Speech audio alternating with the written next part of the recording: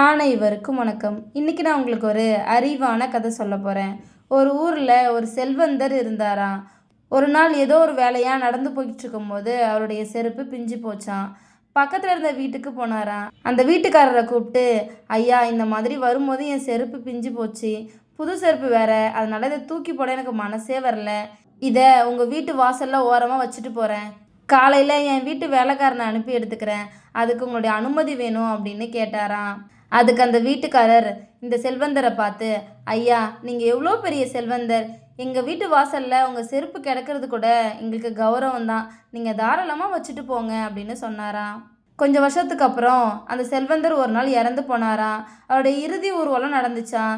செருப்பை மறந்து வச்சார் இல்லையா, அந்த வீட்டு வழியாக செல்வந்தரை தூக்கிட்டு வரும்போது அப்போது நல்ல மழை பெஞ்சுதான்.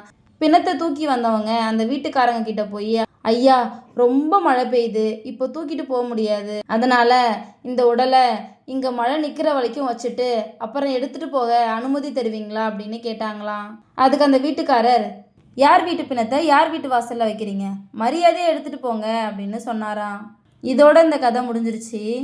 நம்ம உடம்புல உயிர் இருக்கிற வரைக்கும் தான் ஒரு மனுஷனுக்கு மரியாதை. அதை தான் இந்த கதை நமக்கு சொல்லுது. இந்த கதை உங்கள் எல்லாருக்கும் பிடிச்சிருக்கும் நம்புகிறேன். இன்னொரு அழகான கதையில் நாளை மாலை 5 மணிக்கு சந்திப்போம். நன்றி.